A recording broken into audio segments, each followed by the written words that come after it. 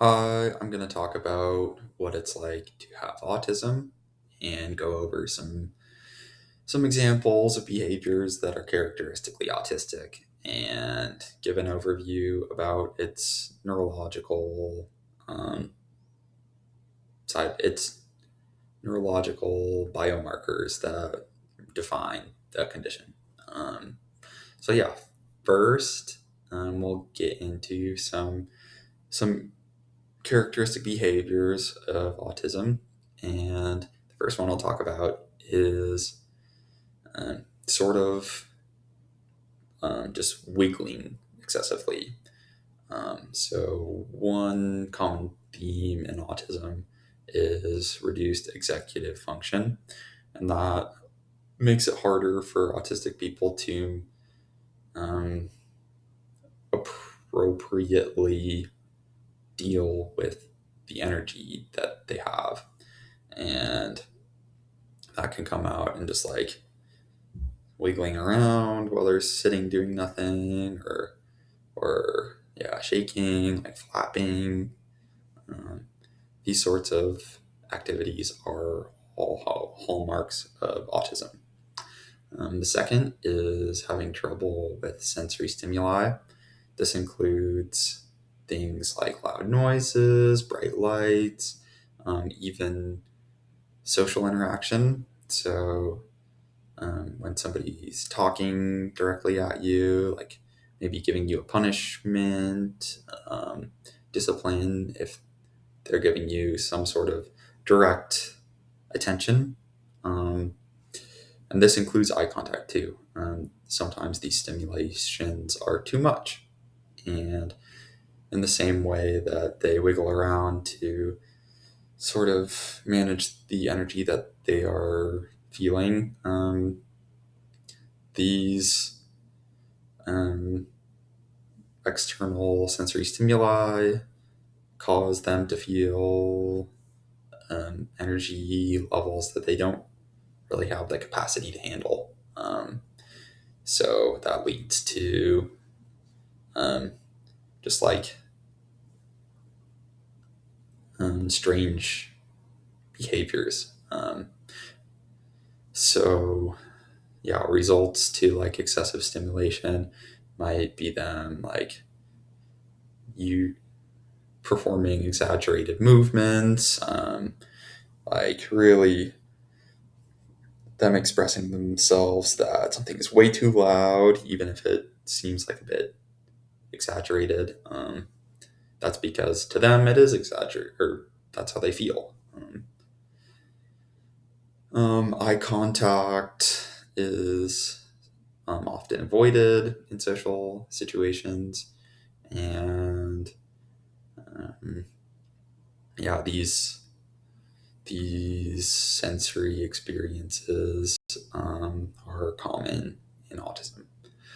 Um, one more, uh, a third behavior that autistic people demonstrate commonly is sort of just looking blank.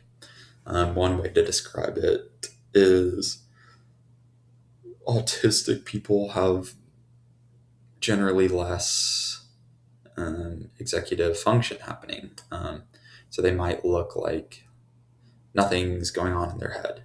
Um, and they might like seem sort of slow. And that's because their body language is somewhat a reflection of what's actually happening. Like where normal people would have like a more focused, like intent um, stare or face or body language in general. Autistic people don't have that same level of control over their energy. So they try to maintain like really low levels of stimulation, and that results in like a blank stare or um, yeah, the other sort of like low energy states that are characteristic of autism. Um, One last behavior that is noticeable in autism is their conversation.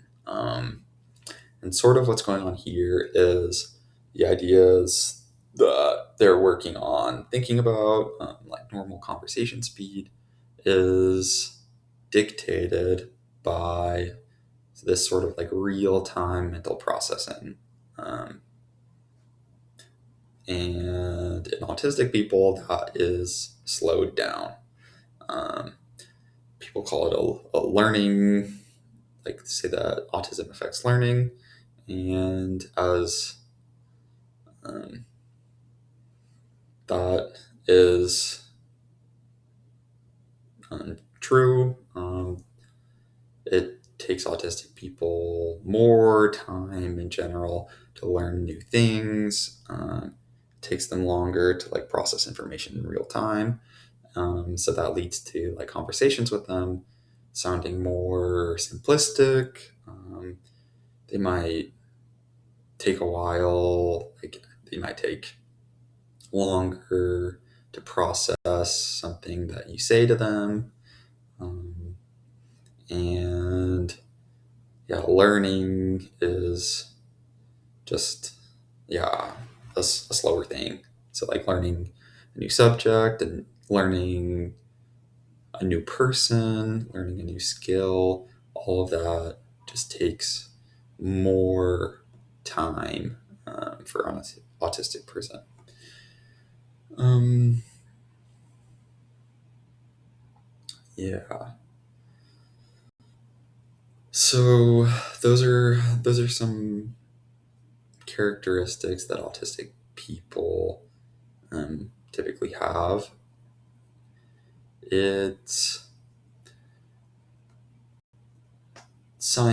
more like scientifically, it is a neurological condition where during development, the brain doesn't get as much regulation protein in it. And um, what ends up happening is the brain becomes able to be excited much faster. Um, so, like, these proteins help your neurons figure out how much they should be firing. And with enough of this protein, then it takes maybe a certain level of sensory stimuli to excite this neuron and get it to fire. And maybe we'll say that it takes like um, a, a sound that is more than 100 decibels to reach like a certain threshold of neuron firing rate. Well, in an autistic brain, to reach that same level of activity, um, this stimuli needs to be much smaller, maybe like 30 decibels. So, um, really, it's just excessive neurological activity that happens in response to stimuli. And that leads to these autistic behaviors like all this wiggling, um, maybe the display of exaggerated emotions to things that you think aren't really that um, that big of an event. And yeah, um, sort of their like desire to be in really low stimulation environments without a lot of sound, without a lot of things going on. Um, so yeah, um, these characteristics